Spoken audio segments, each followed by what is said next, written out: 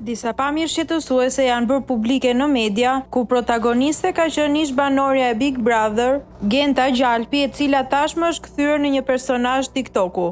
Në një video të publikuar nga Joqë, Genta shfaqet duke pasur një sjellje të papërshtatshme ndaj një fëmie të mitur në një ambient publik, konkretisht në një market. Sipas denoncuesve, vajza e vogël që shfaqet në video është e bija e partnerit të Genta Gjalpit. Ish banorja e Big Brother shihet duke kapur fëmijën nga flokët, duke u rrëzuar gjatë ndjekjes së saj dhe më pas duke e tërhequr nga rrobat me forcë për ta nxjerrë jashtë ambientit. Ngjarja ka ndodhur në një supermarket, në një kompleks në zonën e Ysberishtit në kryeqytet, ku banon dhe vet Genta me partnerin e saj prej më shumë se një viti. Kjo sjellje ka shkaktuar reagime të forta në rrjetet sociale, ku shumë qytetarë kanë konsideruar aktin si të papranueshëm, sidomos duke marrë parasysh që ndodhi në një vend publik dhe para syve të njerëzve të tjerë.